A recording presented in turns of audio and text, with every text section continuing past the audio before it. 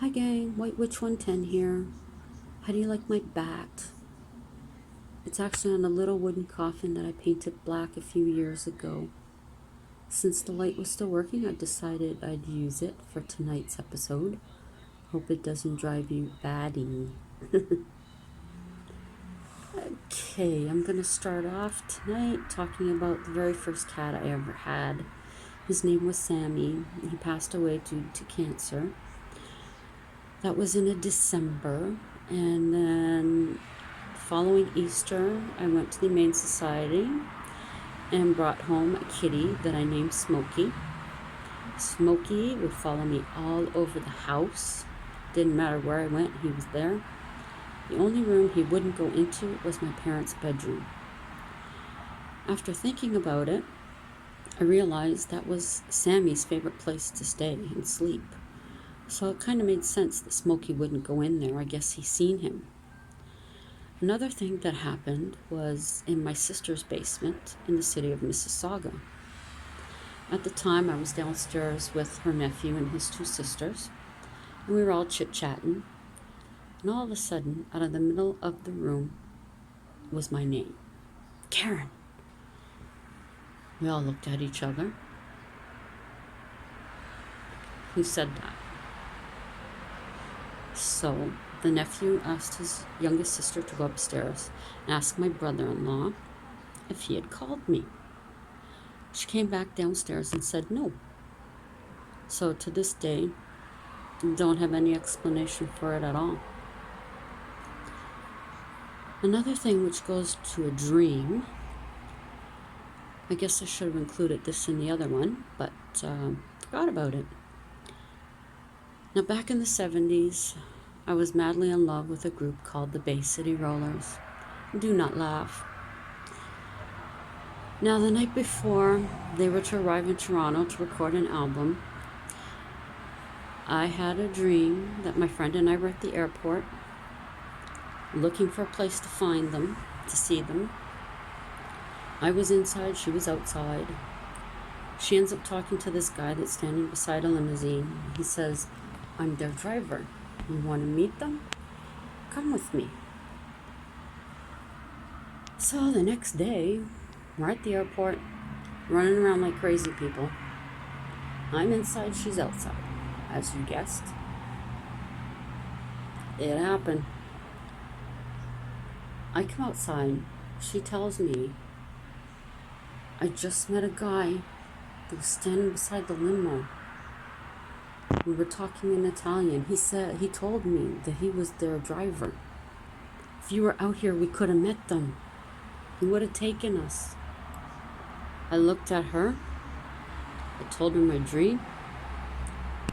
She couldn't believe it. I often wonder if I had told her the dream, would she have asked him to wait till she came and got me? Don't know. I love to write, and in my early 20s, I wrote a love story about me and my most favorite singer in the whole wide world. His name is Alfie Zappacosta. Please check him out on YouTube. He is an amazing entertainer and has the most rich, seductive voice. The songs he writes are so beautiful. Anywho, I'd written a story, a love story. We met at a charity concert, fell in love, ends up telling me he's married and his wife is pregnant, and he leaves me. And months later, I find out through the media that his wife has had a baby boy. And I can't remember what name I wrote in my story, but it started with a C. So, months later, my friend decides to surprise me by taking me to a concert. The concert is his concert. His concert is for diabetes. It's a charity concert. His father died of the disease. We end up sitting beside one of his backup singers. We get into a conversation. She ends up saying that His pregnant wife is with him tonight. Of course, it's already clicking in my head. Oh shit. After the concert's over, we line up with everybody else. I end up meeting him. Cool. Find out months later that his wife did have a boy, and they named him Cooper, which is with a C. Yep. My friend read this story. She told me never to write one with her in it. Now, the next thing is, I'm looking at notes here. Altar servers. I took care of altar servers for 3 years with my ex-husband. And one incident that happened, I had acquired a room in the basement for the kids to hang out at between the masses. Play cards, play board game, chit-chat, whatever. This one morning, I'm in the next room with one of the mothers who does a Bible class for the little kids. And we're talking, and one of my girls comes in with this look on her face. I asked her, what's wrong? She tells me, I was sitting in the rocking chair, and the doorknob to the next room started to move. I told her, that can't happen. That's the Knights of Columbus room, and unless you're the Grand Knight, you don't have a key to get in there. So I go back with her because I'm concerned. She sits in the rocking chair. I stand by the door and I'm waiting because I'm thinking it's one of the young squires, the younger group for the knights.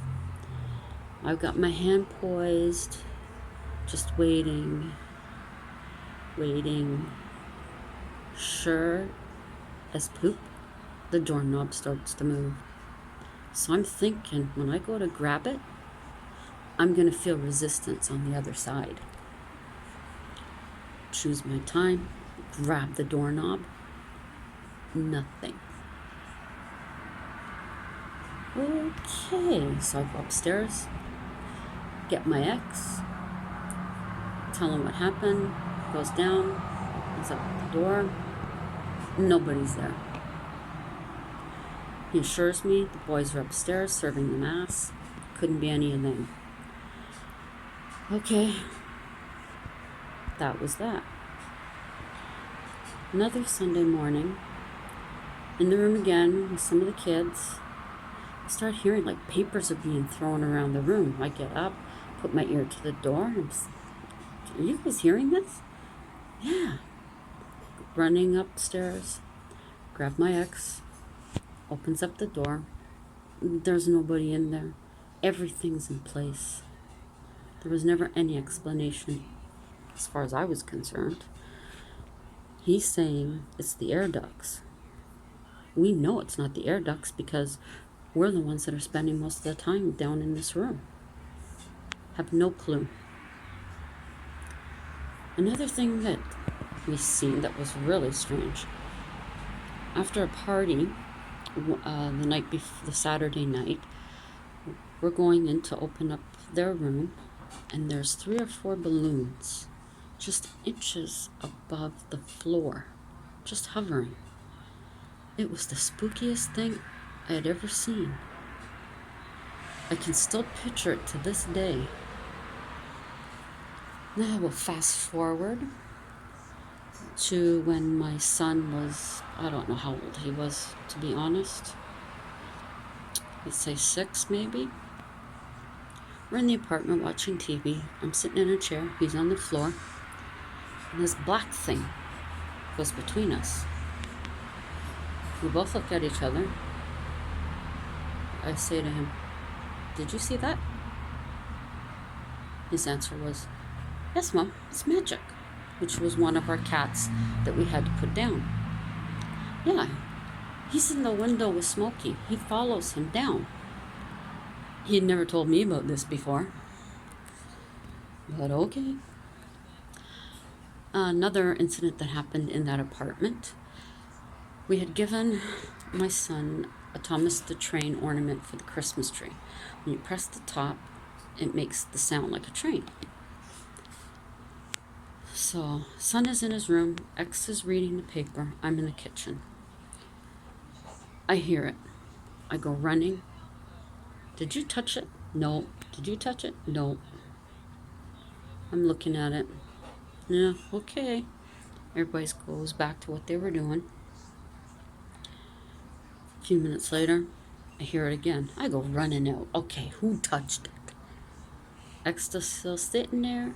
Son comes running out, but this time the ornament's swaying. So I said, well, it isn't anybody from my family, because I'm not getting that feeling. My ex says his grandfather worked for the railway. I said, well, maybe it's him here just telling you he's here. Then I thought maybe it was the battery, but it never happened after that. Those were the only 2 times. Now, my ex is originally from Syracuse, New York. And well, when we went down there the one time, we decided to pay respects to his father, who's deceased. He was in the Air Force, and he wanted to put a flag on his dad's grave. So we get into the cemetery. We're driving along. We go to stop. And then he decides, no, we'll go down to the bottom of this one lot. We'll walk up and find the grave. So we're about halfway up. And I said to him, your father's telling me he's where the car was parked before. Now he looks at me like I'm nuts. We're walking. I said, your father's telling me he's where the car was parked before. He's still looking at me like I'm nuts. So we find his father's grave.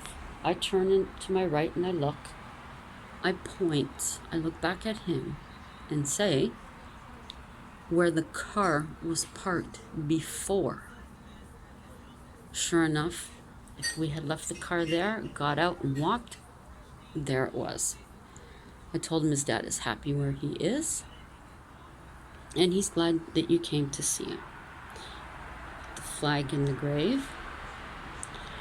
Now, the wind was only blowing in one direction, but as we left the cemetery, this flag fluttered, following us out the cemetery.